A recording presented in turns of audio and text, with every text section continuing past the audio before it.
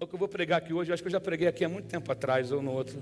Mas enquanto eu vi a pastora Solange pregar hoje, a pastora Solange pregou no culto das 5 horas.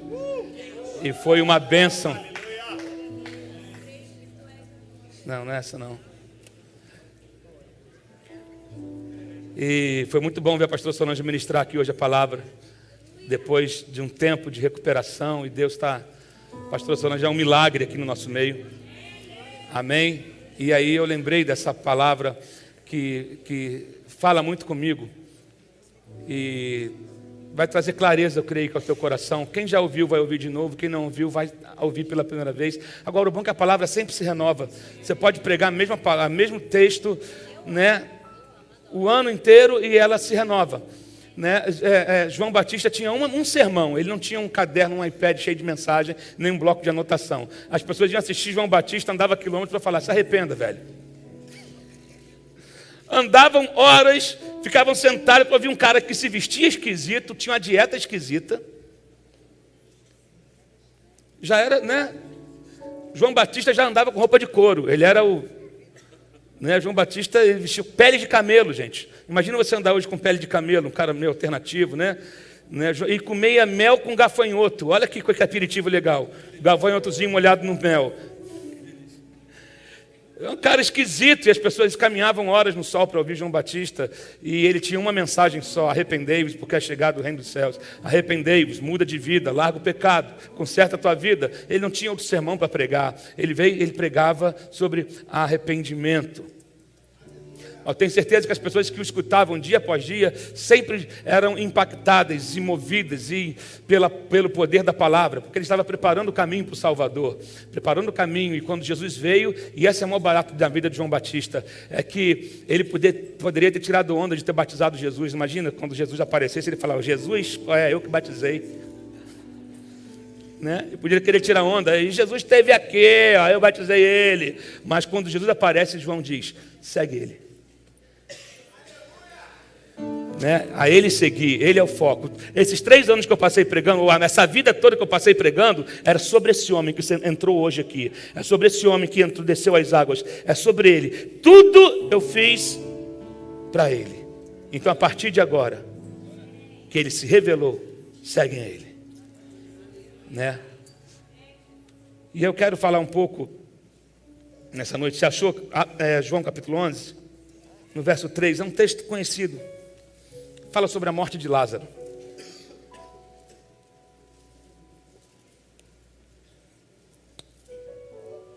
Verso 3 vai dizer: então as irmãs de Lázaro mandaram avisar a Jesus: Senhor, aquele a quem amas está doente. Você prestou atenção no que você leu? Senhor, aquele a quem amas está doente.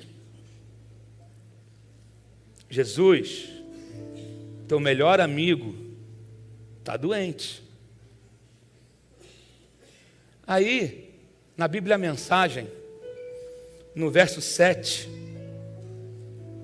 diz o seguinte: mas estranhamente, quando soube que Lázaro estava doente, permaneceu onde estava por 2 dias. Só então disse aos seus discípulos: vamos voltar para Jerusalém. Esse termo estranhamente só aparece aqui na tradução da Bíblia Mensagem.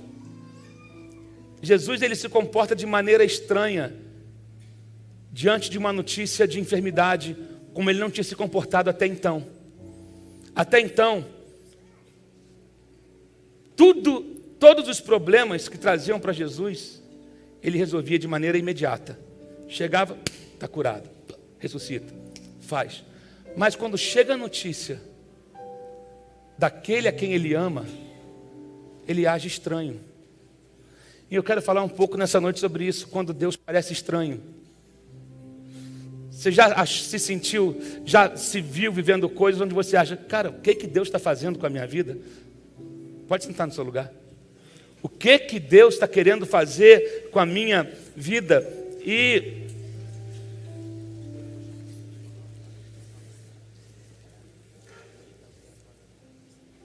na verdade, Algumas pessoas, nós sempre fomos ensinados a não questionar a Deus. Não é verdade?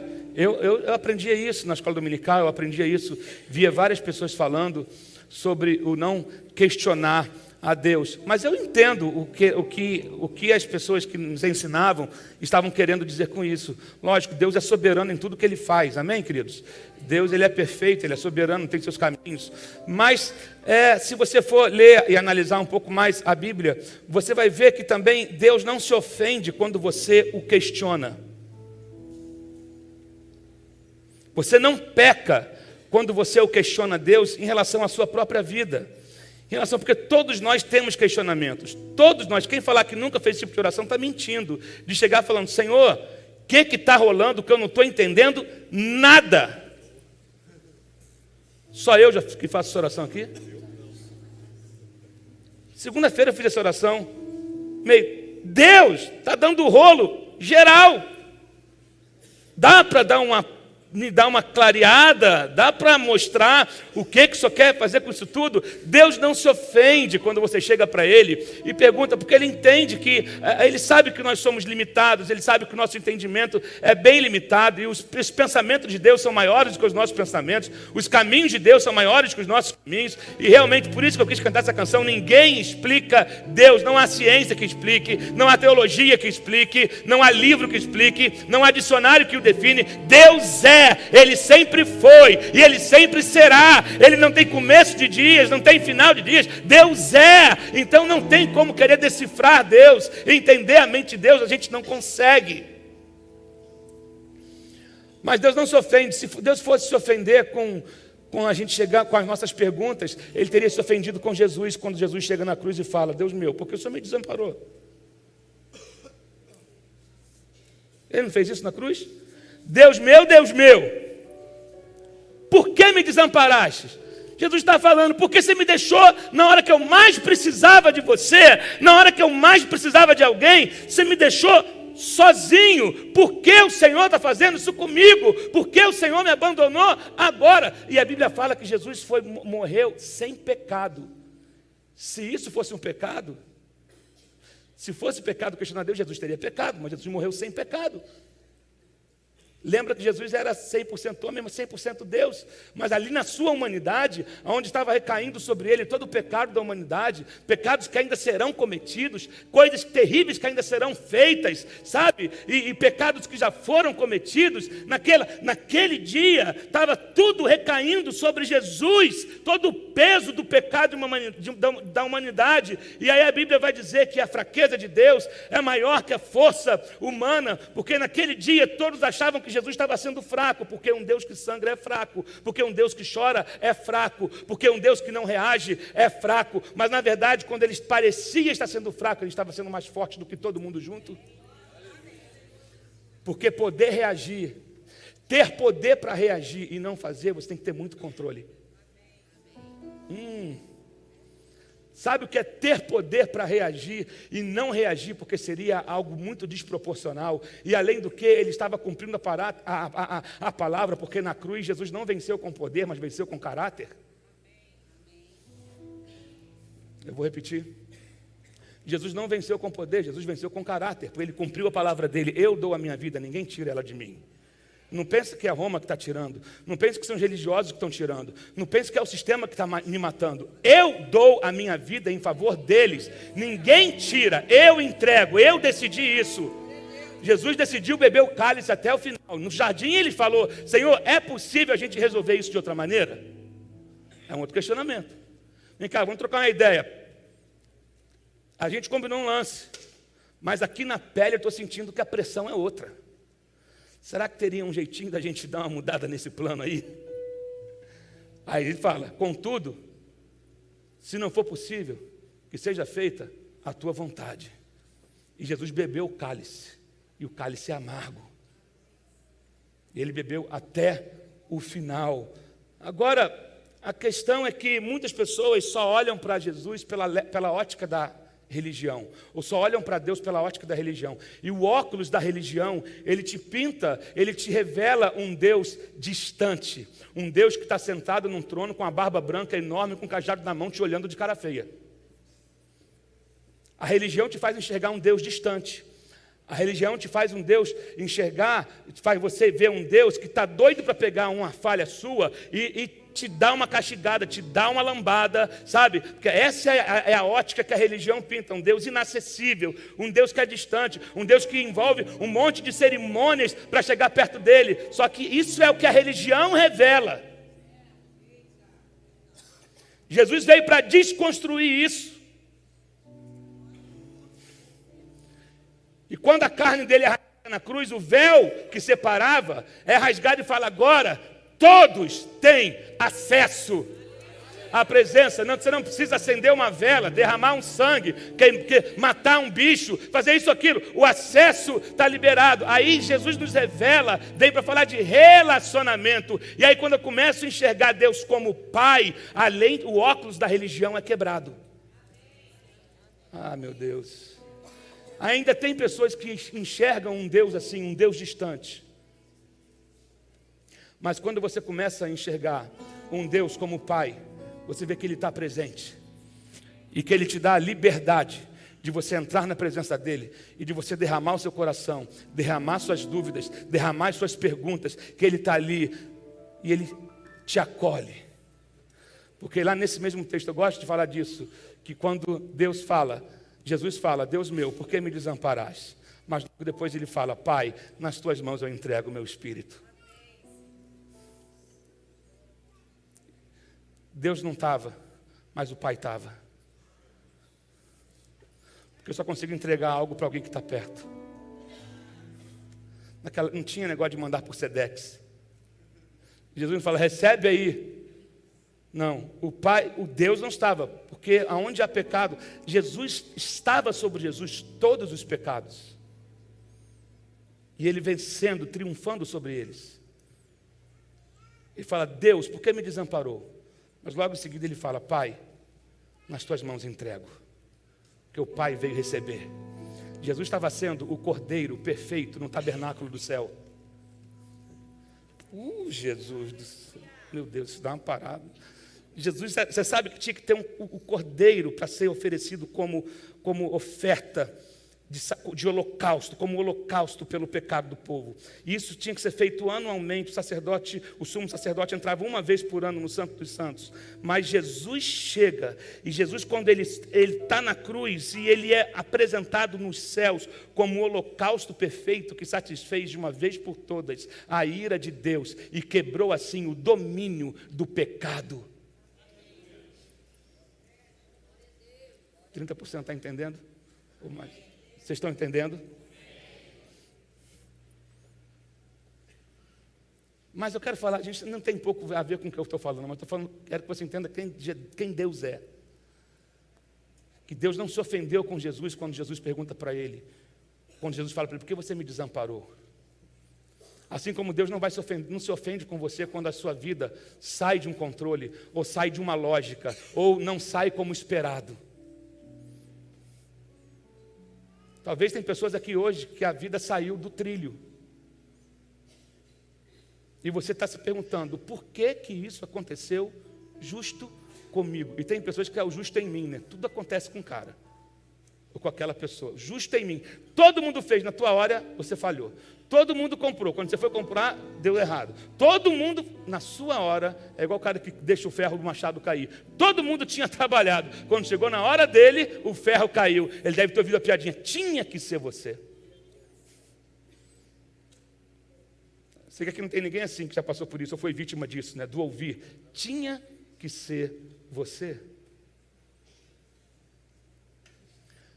Mais interessante é que quando a notícia de Lázaro chega para Jesus, vai dizer que Jesus age estranhamente. Por que ele agiu estranhamente?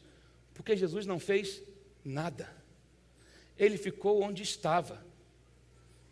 Só que isso intriga a gente, porque quando você começa a ler o capítulo de João, você vai ver logo que no capítulo 2, Jesus, ele está num casamento. Você conhece as bodas de Caná? Jesus está num casamento, que ele foi convidado e ainda não tinha começado o ministério, não tinha feito, estava ali, estava começando. no ministério dele, e Jesus é convidado a um casamento, talvez junto com a sua família. A família de Jesus é convidada a um casamento, talvez de algum vizinho, de algum amigo. Não diz o nome dos noivos, não diz o nome da noiva, dos pais dos noivos, não diz nada. Diz que Jesus foi convidado para um casamento. Ele estava num casamento em Caná, e ele provavelmente com seus amigos de infância, conversando, ou com a sua família, quando trazem um problema para ele. A mãe dele chega, Maria chega e fala: Jesus, é o seguinte, o vinho, o noivo não se programou bem, ele errou o cálculo, e o vinho acabou. Olha que vergonha, Jesus, como é que fulano, como é que pode, o vinho acabou, e naquela época acabar o vinho no meio de uma festa era vergonha, sabe, como é que, como você ir para uma festa de casamento e não ter o tradicional bolo, e não ter, sabe, acabou o vinho, Jesus, acabou o vinho, faz alguma coisa. Ele fala: mulher, não chegou a minha hora, eu nem conheço esse povo, eu vim aqui, eu não tenho nada. Aí ela chega e fala assim: faz tudo o que ele mandar.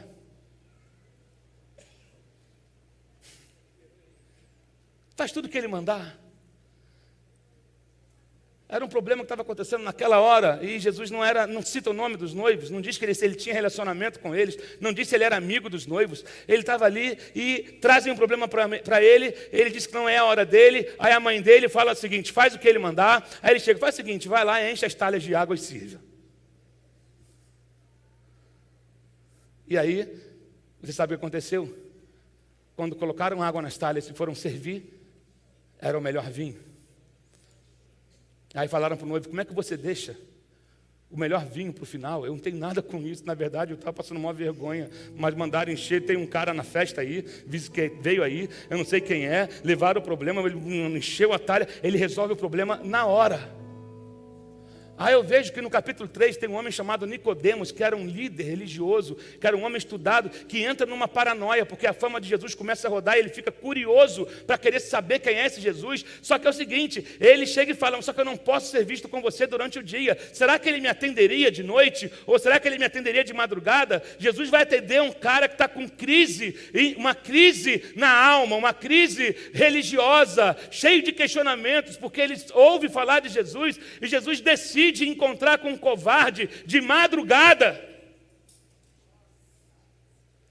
Jesus decide: tá bom, fala para esse Zé aí que eu vou encontrar com ele, fala para esse cara que eu vou encontrar com ele. Aonde que ele quer que eu vá? Não, ele vai se esconder, ele vai estar com a roupa esquisita, com um capuz em cima, num beco ou num lugar. Ele vai chegar primeiro, vai sentar do lado direito e tal. Eu estou viajando, tá, queridos? Me permita viajar. A Bíblia não fala de detalhes, mas diz que Jesus aceitou ir encontrar com Nicodemos, um cara que ele não conhecia, talvez de nome por ser um líder político e religioso, e Jesus vai até ele, e Jesus fala para ele: você tem que nascer da água e do Espírito. Você quer ver o reino de Deus? Você quer conhecer Deus? Você tem que nascer de novo. E aí Jesus prega o maior sermão já pregado para uma plateia de uma pessoa. Porque Deus amou o mundo de tal maneira que deu seu Filho unigênito, para todo aquele que nele crê não pereça, mas tenha a vida eterna. Isso é versículo para ler no Maracanã lotado.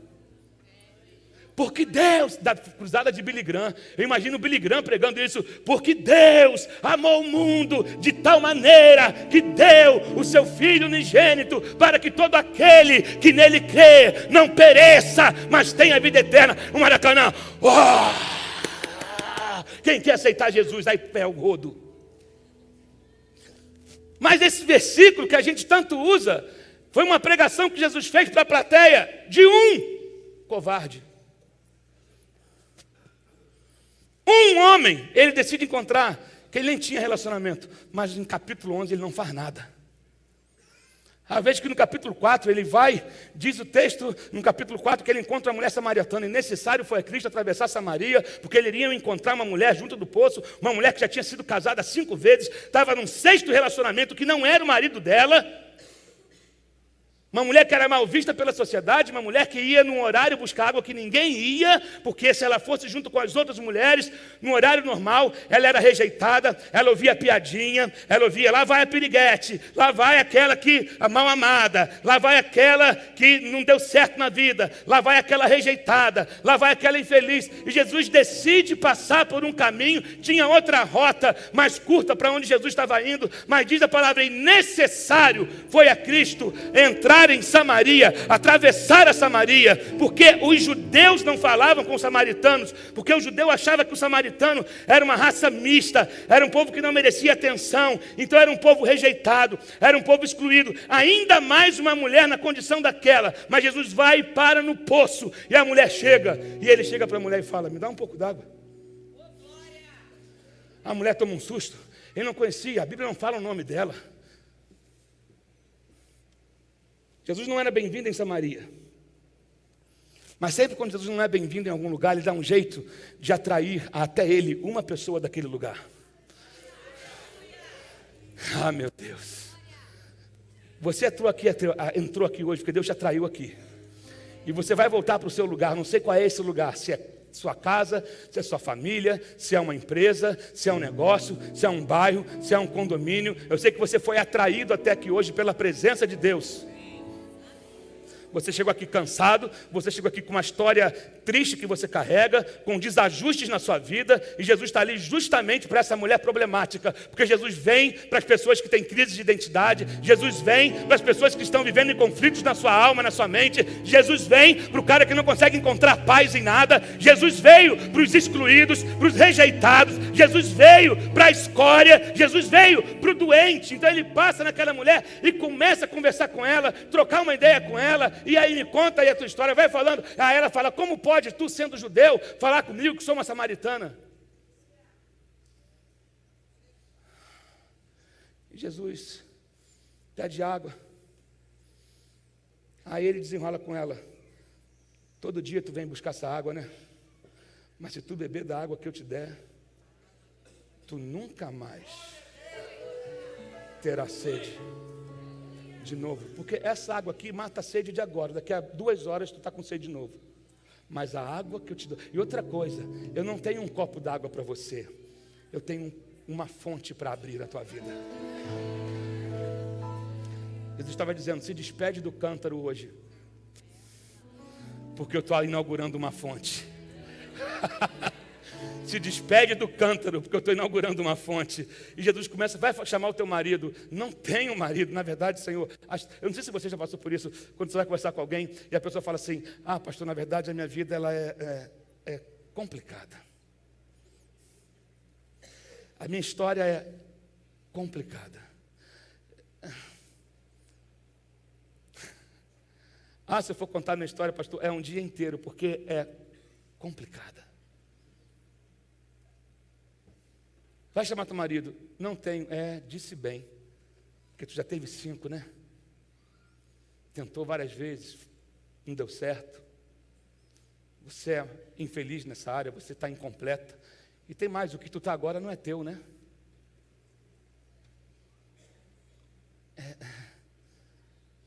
Senhor, não, vejo que tu és profeta. Mas Jesus não vem com acusação sobre aquela mulher, ele estava vindo com a cura para ela. Ele está vindo com a restauração para ela. Porque nós temos 5 sentidos, e essa mulher tentou saciar a sua vida na força do homem. O 6 representa o número do homem na Bíblia, mas o 7. O 7º, o poder do 7 é o poder do completo. Você está parada no 6, mas eu sou o 7º que chegou para mudar a tua história. Você está no número 6, que é o número do homem, tentando resolver a sua coisa na força do homem, da maneira do homem, do jeito do homem. Mas eu vim aqui para você conhecer o poder do 7. E Jesus restaura aquela mulher. Aí a mulher volta para a cidade e incendeia Samaria. O testemunho de uma mulher que era mal falada, que era rejeitada. De repente ela chega: venham conhecer um homem que falou tudo sobre a minha vida. E aí começaram a crer em Jesus, primeiro por conta do testemunho daquela mulher, e depois não mais pelo testemunho da mulher, porque conheceram o próprio Jesus. Mas o interessante é que Jesus resolve a questão de um conflito de uma vida numa sentada num poço. De maneira imediata. Você sofre há tanto tempo, então eu vim aqui porque eu tenho algo para fazer na tua vida que vai impactar uma cidade. Depois a mulher volta para a vida dela. E aí no capítulo 5, diz que Jesus vai num tanque chamado Betesda. E quem esteve em Israel com a gente esse ano pôde ir lá nesse tanque. Jesus não conhecia aquele paralítico que há 38 anos sofria. A Bíblia não fala o nome dele. Simplesmente diz, tinha um paralítico que 38 anos ficava lá junto ao tanque de Betesda, porque se acreditava que o anjo descia e agitava as águas, e o primeiro que tocava na água era curado, e aquele homem estava ali há 38 anos sem andar, 38 anos em cima de uma maca, há 38 anos dependendo do favor dos outros, há 38 anos esperando que alguém desse comida para ele, água para ele, levasse ele para casa, trouxesse ele para o tanque, mas não tinha ninguém que o ajudasse a descer nas águas, quando as águas eram agitadas, e Jesus está de longe e passa, chega e fala assim, Jesus vai até o cara e fala, e aí, quer ser curado?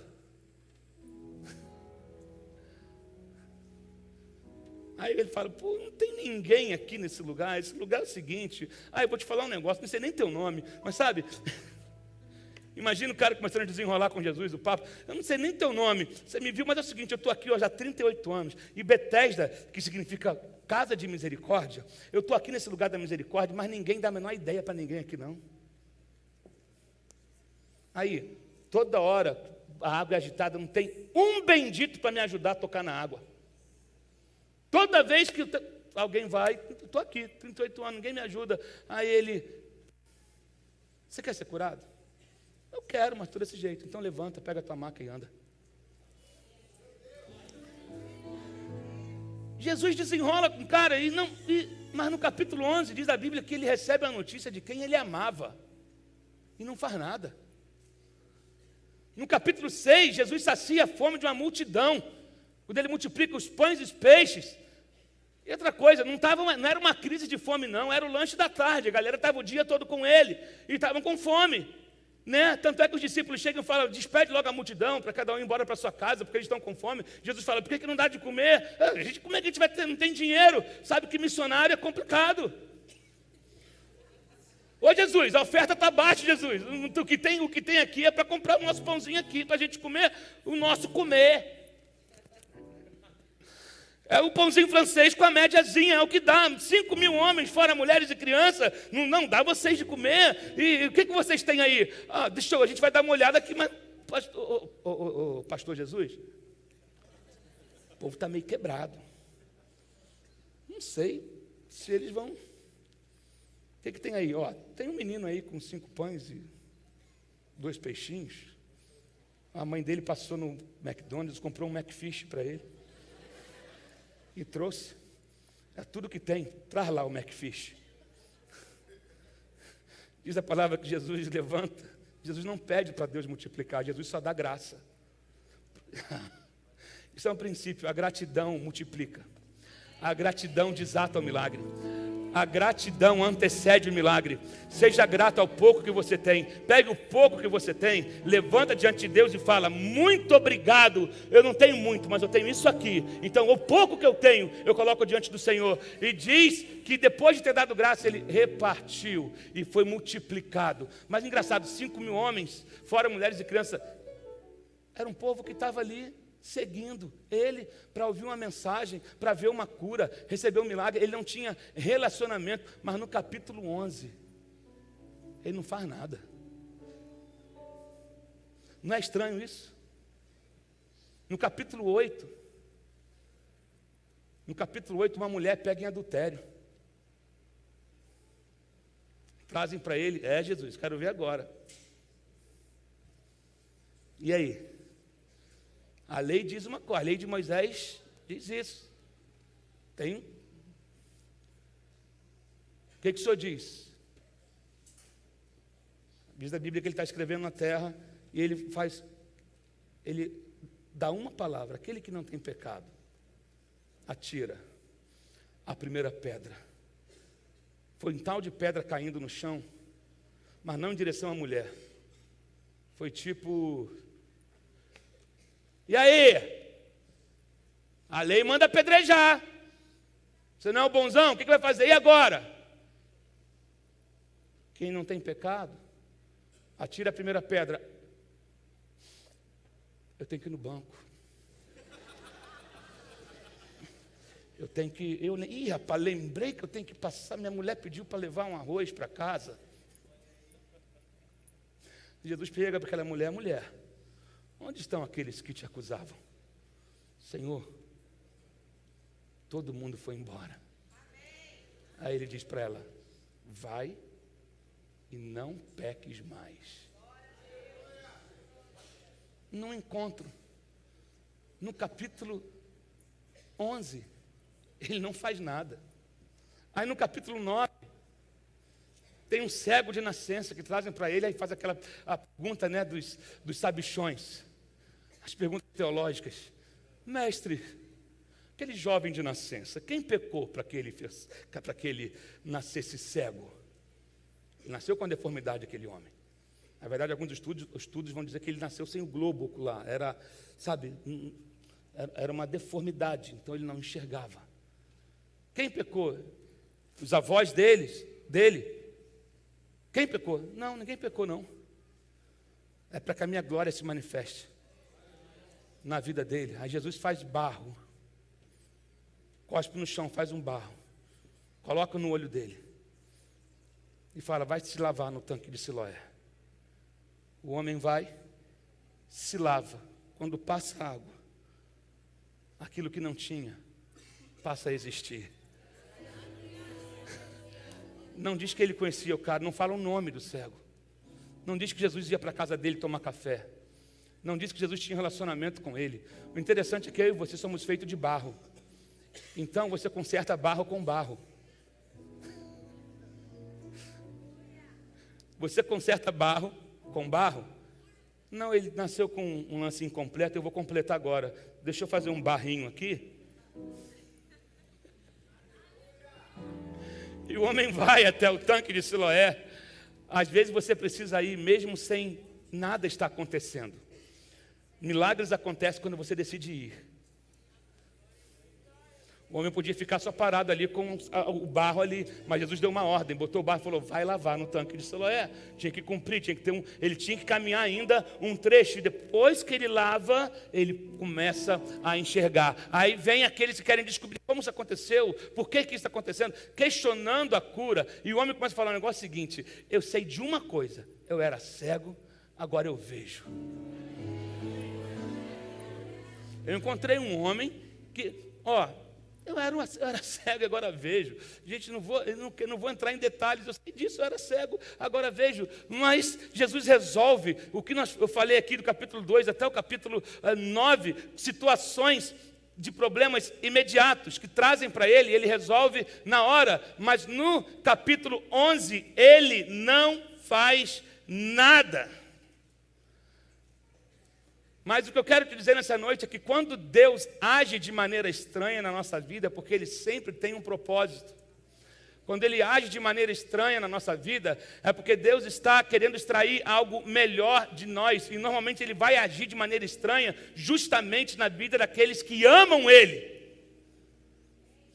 Nenhuma dessas pessoas tinha relacionamento com ele, mas Jesus tinha um relacionamento específico com Lázaro, porque Lázaro, ele havia desenvolvido um relacionamento com essa família de Betânia, Lázaro e suas irmãs. Jesus era na casa de Lázaro é onde Jesus ia descansar, era onde Jesus tirava uns dias de folga, é onde Jesus tinha provavelmente uma rede onde ele deitava, ou o quarto separado para ele. Ele era recebido com muito carinho, por isso que não é por acaso que Marta e Maria mandam avisa para ele que não é qualquer um que está doente. Avisa para ele que não é um estranho que está doente. Avisa para ele que é quem ele ama que está doente. Avisa para ele que é alguém que sempre recebeu ele muito bem e está doente e precisa dele. Jesus age estranho porque ele quer saber 3 coisas. Ele age estranho na vida de quem ele ama, porque primeiro ele quer saber quem vai confiar nele ou continuar confiando nele diante da morte. Quem vai continuar confiando nele mesmo diante da morte? No versículo 20, finalmente ele chega em Betânia. Veja bem, Jesus estava, eu já falei isso várias vezes, Jesus estava proibido de entrar em Betânia. Queriam matar Jesus, queriam pegar Jesus. Jesus não era bem-vindo em Betânia. Só que Até hoje, quando você vai a Israel, você vê que os cemitérios, eles são feitos fora da cidade. Quando a gente vai a Israel, né, Isaac, a gente chega em Jerusalém, a gente vai para ver aquela vista bonita de Jerusalém, onde aparece aquela cúpula dourada, o domo da rocha. Quem já foi em Israel, sabe que ali a gente está num monumento, que embaixo de nós tem um cemitério judeu, fora da cidade. A cidade está lá embaixo, e o cemitério fora da cidade. Na verdade, Jesus não era bem-vindo na cidade, mas ele podia ir num cemitério. Se eu não posso entrar na cidade, eu dou um jeito da cidade vir até mim. Deus é um Deus estrategista, Deus tem estratégia. Tudo Deus trabalha com intenção, não com intuição. Deus não fica fazendo, eu acho que eu vou fazer assim, quem sabe eu vou brincar com a sua vida como uma peça de tabuleiro, eu vou ver o que acontece, vou jogar para cima e ver o que acontece quando cair, qual o lado da moeda que vai cair. Não, há uma intenção em tudo que Deus faz. Você pode glorificar a Deus. E aí, quando ele chega em Betânia, ele é recebido com o segundo discurso de Marta. Né, Jesus? Legal, beleza, valeu. Tinha um relacionamento, tinha amizade. Obrigado. Se o Senhor estivesse aqui, meu irmão não estava morto agora.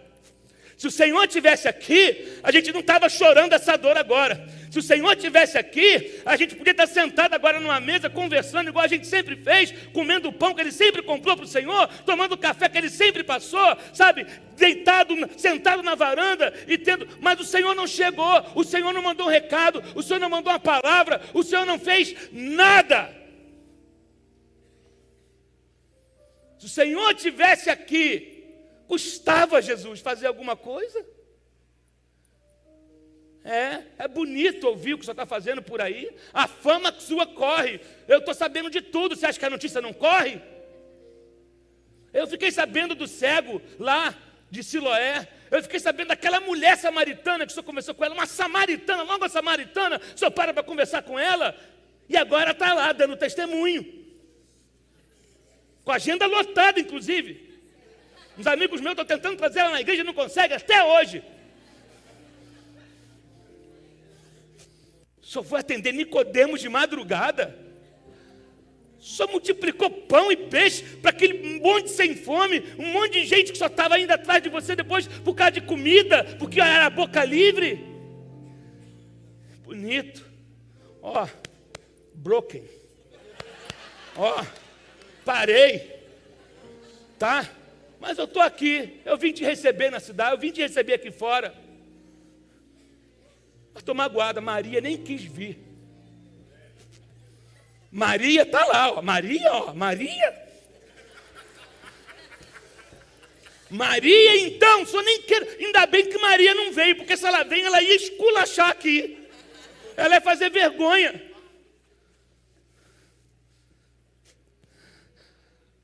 Você acha que foi diferente? Senhor, se o Senhor estivesse aqui, talvez você tenha falado isso quantas vezes, se Ele tivesse intervido.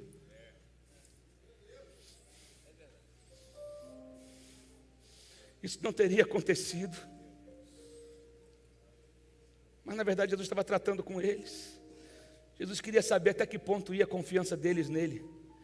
E aí entra a lavada que Jesus dá também. Porque primeiro ela fala, no versículo 21, se o Senhor estivesse aqui, isso é, passado. Ela cria, se Ele tivesse aqui, se o Senhor tivesse chegado antes, eu não estava passando por isso. Mas eu sei que meu irmão há de ressuscitar no último dia, naquele grande dia futuro.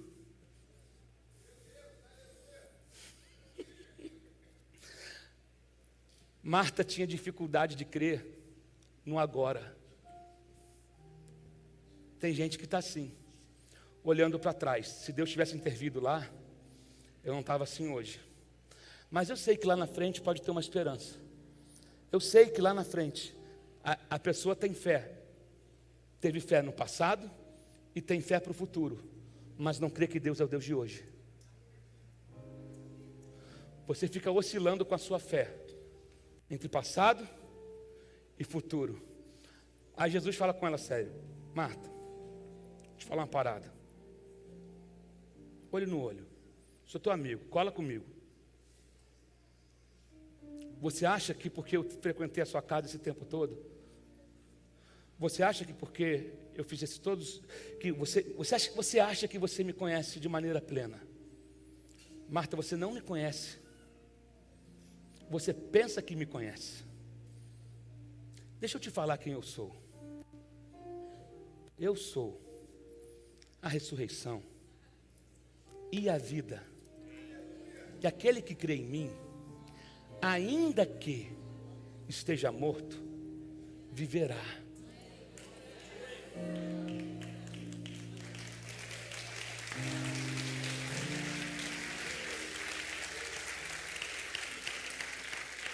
Eu acho que Jesus estava, ele falou: deixa eu abrir um pouco mais o meu currículo. Eu sou o alfa e o ômega, o princípio e o fim. Eu sou o Haja, que criou todas as coisas, o universo. Eu sou o caminho, a verdade e a vida. Eu sou aquele que cura, eu sou o que ressuscita. Marta, você achava que me conhecia. Ainda que esteja morto, viverá. Ainda que, você pode falar isso para a pessoa do seu lado? Ainda que esteja morto, viverá. Deus quer ativar a tua fé para hoje. Para de ficar dando desculpa. Ah, se tivesse sido assim. Mas eu sei que lá na frente pode ser assim. Essa oscilação vai acabar hoje, porque Deus é o Deus de hoje. O Deus do agora. Sabe?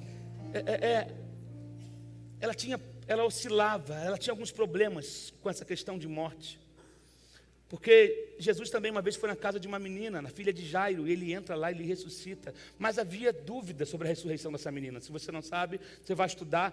Porque até o terceiro dia, o judeu cria que a alma da pessoa ficava voando, ficava ao redor, saía, mas podia voltar a qualquer momento. Então, havia dúvidas em relação à morte. Só no quarto dia que falavam, realmente, não tem mais jeito. Enterra, acabou. Então, Jesus não chegou no quarto dia em vão. Ainda que esteja morto. Se eu chego no segundo dia, eles iam ter a mesma dúvida que tiveram com a filha de Jairo.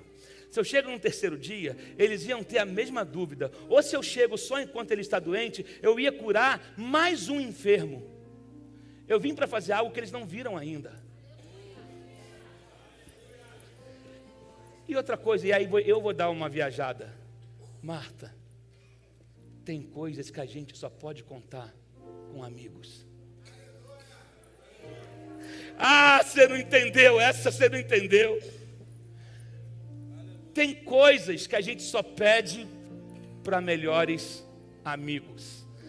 Tem coisas que a gente só pode contar com os melhores amigos. Lázaro era meu amigo, ou melhor, é meu amigo, e eu precisei dele. Oh, Jesus! Sabe lá se numa dessas conversas Jesus não tinha falado: Lázaro, é o seguinte, talvez se eu precisar, Senhor, pode contar comigo porque o Senhor quiser. Tamo junto.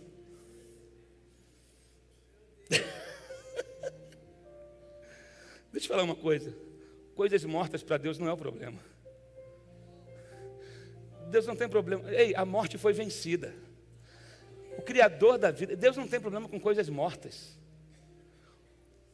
Basta uma palavra dele, basta um decreto dele, basta uma ordem dele, sabe? Eu quero desafiar você a continuar crendo.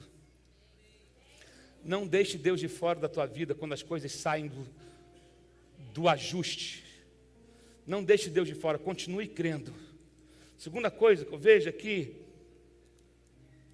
Deus age estranho na vida de quem Ele ama, que Ele quer ver quem é que vai continuar falando com Ele, ou tendo o mesmo relacionamento com Ele, mesmo estando deprimido e magoado. Porque a Maria que aparece aqui é diferente da Maria que aparece lá em Lucas. Lembra de Lucas capítulo 10? Do texto muito conhecido.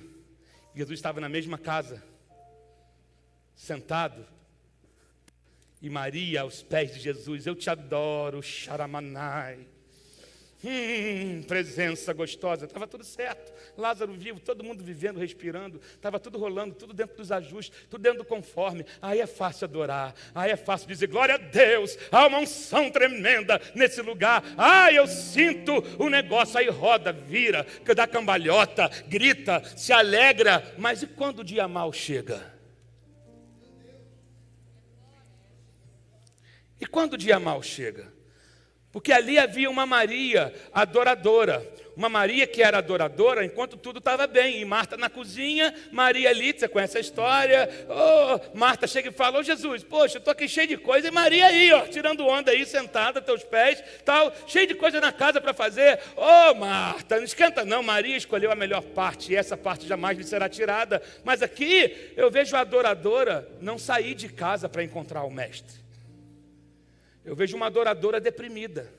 Eu vejo uma adoradora magoada. Eu vejo uma adoradora que estava vivendo debaixo de uma frustração, de um desapontamento. E quando Jesus chega, ela não vai ao encontro de Jesus. Vai Marta, ela fala, vai lá você, Marta. Eu não vou. Ele não mandou nem flores, nem uma coroa de flores. Não vou. Não vou. Alguns estão assim na posição de Maria, mas só quando tudo vai bem. São adoradores só quando tudo vai bem. Você adora quando perde? O teu relacionamento com Deus é condicionado ao que você ganha ou perdeu, ao que você teve ou deixou de ter? Ou Ele é teu Deus independente da situação que você viva, da circunstância que você vive? Querido, ou você está o tempo todo oscilando com a sua fé?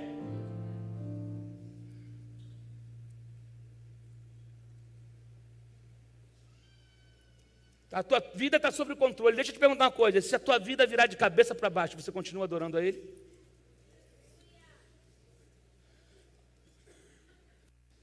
Se você perder seu emprego, você continua adorando a Ele? Nossa, amém, não rola agora, né? Nossa, que pastor fatalista. Não, querido, estamos num mundo sujeito a um monte de coisa. Creio na cura, creio em tudo. A gente vai ver o milagre que Jesus fez. A questão, só que naquele momento ali, nada estava acontecendo, só havia desapontamento e frustração. E aí tem gente que para de adorar a Deus, para de orar porque está frustrado, porque está desapontado, magoado com Deus. Sim, tem gente que se magoa com Deus. Por que Deus permitiu isso? Por que Deus permitiu? Aí, querido, entrar no que Deus permitiu é complicado, porque existe também a questão da escolha humana.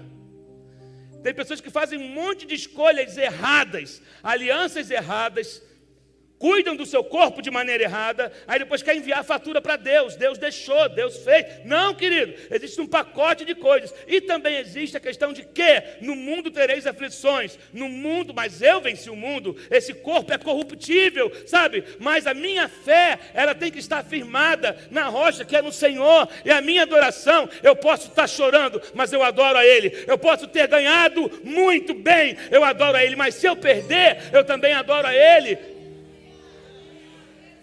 No momento de luta, a adoradora sumiu.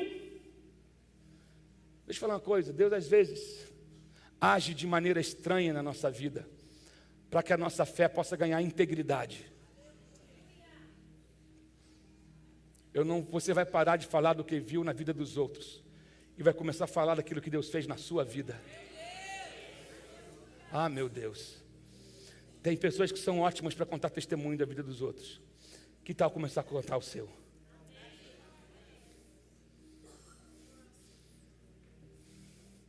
Aí você começa a falar, eu era pobre, perdido, sem Deus, sem Jesus, quando Ele estendeu a sua mão para mim. Está falando de você. Um dia eu estava enfermo em cima de um leito desenganado, mas Ele estendeu a sua mão para mim.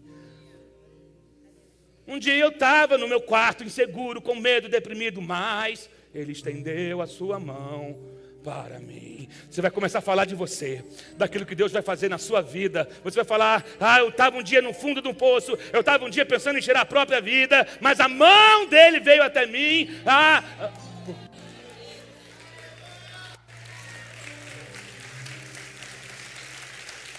Você não vai só falar: eu conheço uma história. Você vai falar: eu sou um milagre. Eu tenho uma história.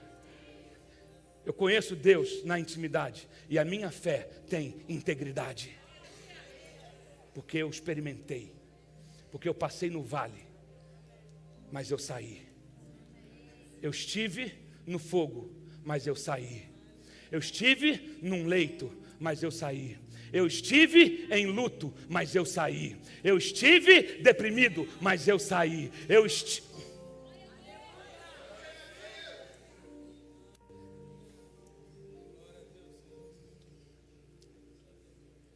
Louvarei ao Senhor em todo o tempo, o seu louvor estará continuamente na minha boca.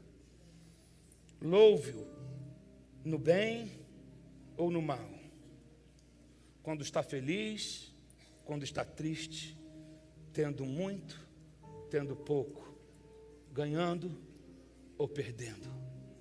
Em todo tempo eu louvarei ao Senhor, o Deus da minha salvação. Terceira coisa, eu termino aqui. Ele quer saber, ele age estranho na vida de quem ele ama. Porque ele quer saber quem é que vai te livrar dos impedimentos.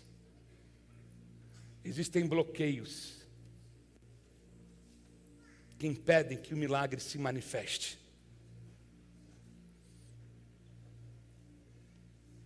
Verso 34, vamos direto ao ponto. E aqui eu vou terminar.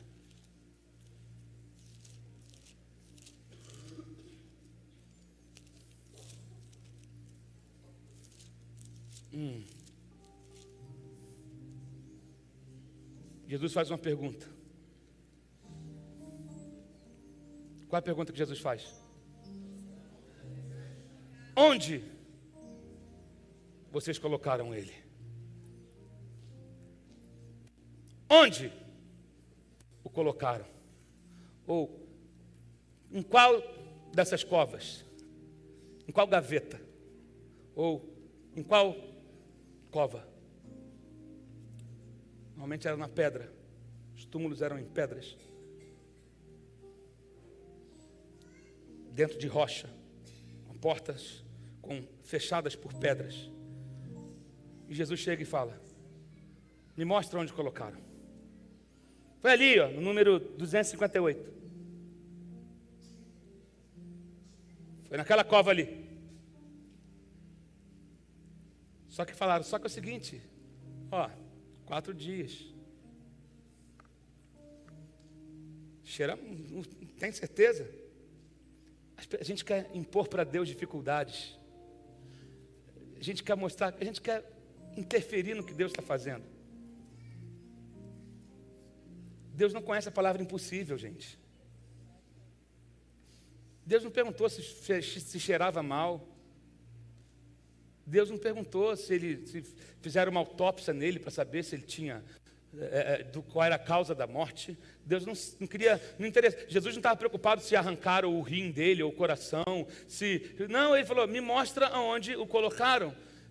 Algumas pessoas aqui vão ter que mostrar para Deus hoje, mostrar aonde você enterrou seu chamado, seu sonho, seu casamento, sua casa, sua alegria. Mas aí ele fala o seguinte: onde colocaram? Perguntam ele. Vem e vê, responderam eles. Jesus chorou. Eu já falei isso aqui algumas vezes. Jesus não chorou. Primeiro, Jesus chorou porque ele era humano. Então, Jesus chorava. Jesus também chorou sobre Jerusalém, quando ele viu que Jerusalém não o havia reconhecido. Estavam perdendo o tempo da visitação dele. ele chora sobre Jerusalém. Um choro de compaixão, um choro de tristeza de ver que o povo estava vivendo uma vida completamente contrária àquilo que ele representava. Ali Jesus chorou, não simplesmente por causa da morte de Lázaro, porque, veja bem, a questão da morte de Lázaro já estava resolvida. Eu gosto de usar essa expressão, que Jesus chorou pelos mortos do lado de fora. Os mortos vivos são os piores. Aquele que perdeu a capacidade de crer, mesmo estando perto de Jesus. Aquele que ele caminha perto de Jesus, mas ele não reconhece que Jesus é Deus, ele não reconhece que ele cura, não conhece que, não é confrontado pela presença dele, não tem a vida transformada. Por esse Jesus chora. Pelos mortos vivos que estão andando no meio de nós hoje. De nós, que eu digo da igreja de um modo em geral. As igrejas estão lotadas, mas muitas das pessoas que estão dentro das igrejas não permitem serem transformadas pelo evangelho de Jesus. Elas querem o evangelho delas, que tem Jesus em algumas partes, no que é conveniente. Por esse Jesus chora. Mas Jesus fala o seguinte: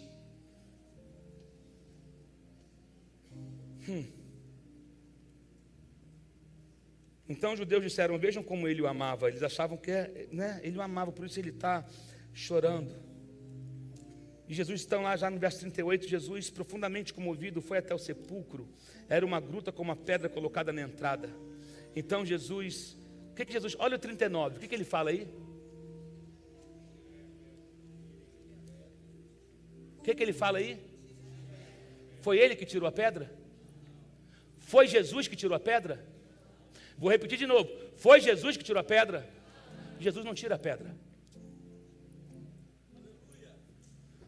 Ah, querido, me desculpa a canção. Eu sei que ela é linda. Remove a minha pedra, mas quem tira a pedra é você. Porque pedra tem a ver com impedimento. Pedra tem a ver com, pode ser a incredulidade, pode ser uma série de coisas que impedem que o milagre se manifeste. Então, tirem a pedra. Removem esse obstáculo. Tirem a pedra. Meu Deus. E aí depois que removem a pedra, aí Marta diz sobre a questão do Senhor, já cheira mal, pois já faz 4 dias. Jesus lhe disse, não te falei que se você crer, você vai ver a glória de Deus? Marta, eu te falei. Marta, deixa de ser chata. Pô, Marta, tu está agulhando o tempo todo. Eu não te disse, se creres verás a glória de Deus. Ei, se creres verás a glória de Deus. Você precisa crer. É necessário que aqueles que de Deus se aproximam creiam que Ele é abençoador daqueles que o buscam. Quantos aqui creem? Quantos aqui creem? Se você não crê, você precisa pedir fé ao Senhor. Peça fé, derrame nele. Ele é o autor e consumador da fé. Querido, não é errado dizer que não crê. Aliás, confessar a incredulidade já é um bom começo. Aí, está tão feio para o meu lado que eu não consigo mais crer que é possível mudança.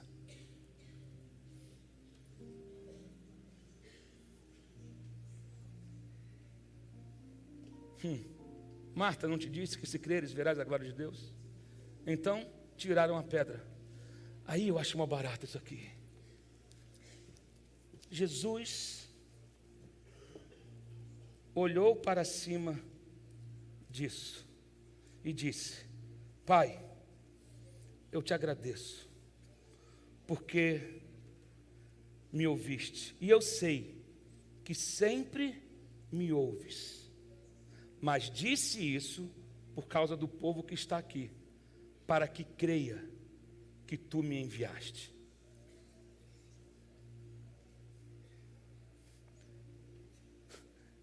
A oração foi, eu te agradeço, porque o Senhor sempre me ouve. Tinha um túmulo na frente, Jesus chega e fala, eu te dou graças, porque o Senhor me ouve. E aí diz a Bíblia que ele bradou em alta voz: Lázaro! Se assustou, irmão? Estava dormindo, né? Eu vi que tinha gente que fez assim, ó. Quando eu gritei, irmão, aqui de cima a gente vê tudo que você imaginar. Eu sei quem está no celular, eu sei quem está cochilando, eu sei quem não está com a mente, nem aqui, que está pensando no que vai fazer amanhã. Mas Deus é bom. Tem aqueles que estão ligados. É que eu estou só narrando o texto. Se falasse que Jesus tivesse cochichado, eu teria falado, e Jesus cochichou: Lázaro. Mas a Bíblia fala que Jesus bradou. Como é que é um brado? Quem sabe bradar aí? Dá um brado aí de qualquer coisa. Isso é brado. Lázaro, vem para fora.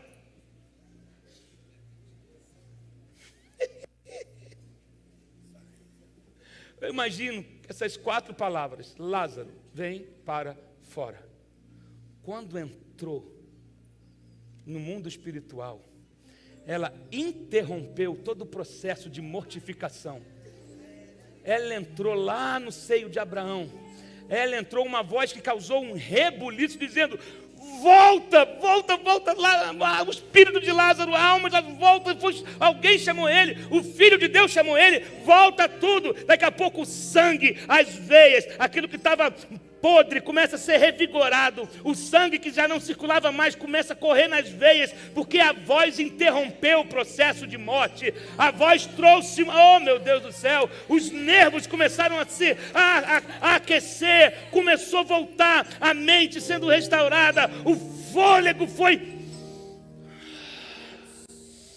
Lázaro começou a respirar novamente. Respire é o tema da conferência desse ano. A respirar. Lázaro, vem.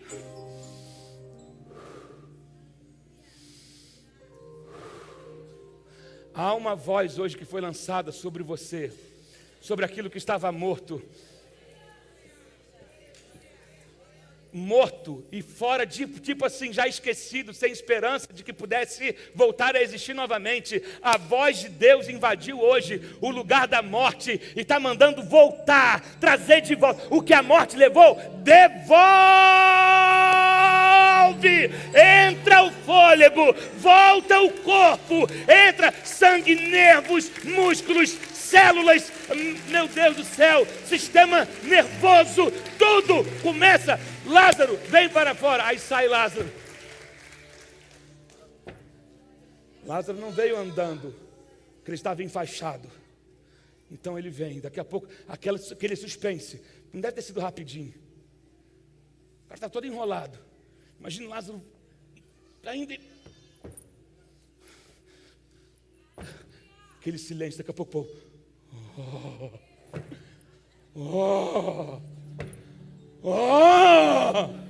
aí Jesus fala: agora desatem-no e o deixem ir. Não adianta ser ressuscitado e continuar amarrado.